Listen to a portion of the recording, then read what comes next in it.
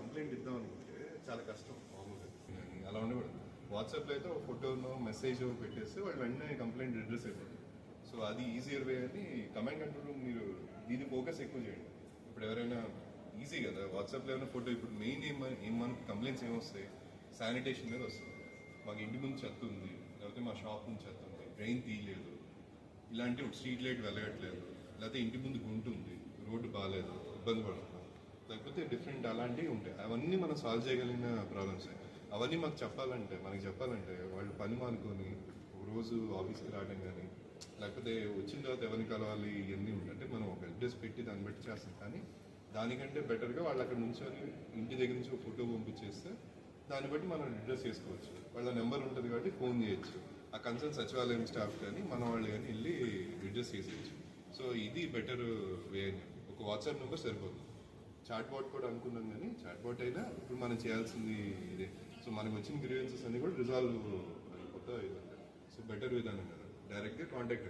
అంటే ఇప్పుడు వాళ్ళకి ఆ నెంబర్ ఉంటే corporation plus 6 to 6 morning 6 o'clock నుంచి ఈవినింగ్ 6 వరకు కూడా ఈ కంప్లైంట్స్ అన్ని కూడా రిడ్యూస్ చేస్తుంది ఎవరికైనా. అండ్ ఈ నెంబర్ ఒక పని చేయండి, గవర్నమెంట్ అఫీషియల్స్కి కూడా ఇవ్వండి. అంటే ఫర్ ఎగ్జాంపుల్ పబ్లిక్కి ఇచ్చాం, అలానే మన డిఫరెంట్ డిపార్ట్మెంట్స్, కలెక్టరేట్ దగ్గర నుంచి మిగతా డిపార్ట్మెంట్స్, అంటే వాళ్ళు కూడా ఉంటారు కదా సిటీలో.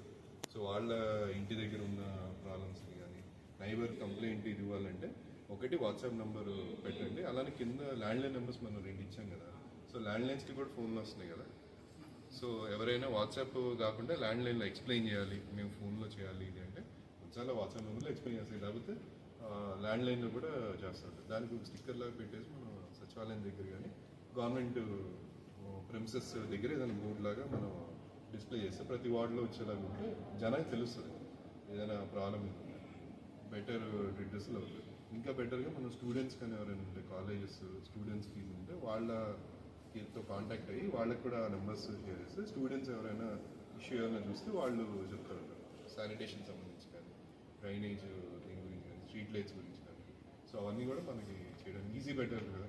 సో మనం ఎఫెక్టివ్ ఇప్పుడు బాగానే నేను చూసిన కంప్లైంట్స్ అన్ని విత్ ఇన్ డే ఒకటి రిజాల్వ్ అవుతున్నాయి. సో అలానే మనకి వెంటనే వాట్సాప్లో రాగానే వెంటనే రిజాల్వ్ చేయడానికి చూడండి. ఇవన్నీ సింపుల్ ప్రాబ్లమ్స్ కాబట్టి ప్రతి కంప్లైంట్ సీరియస్గానే తీసుకోండి. అంటే ప్రతి కంప్లైంట్ ఎందుకంటే జెన్యున్ ఉంటేనే వాళ్ళ టైం తీసుకొని మనకి అంత మెసేజ్ పెట్టి అంత చేసే టైం తీసుకుంటారు. లేకపోతే మనకి ఆ గ్రీవెన్స్ చెప్పరు, వాళ్ళకి ఏం అవసరం. సో నిజంగా ప్రాబ్లం ఉంటేనే చెప్తారు.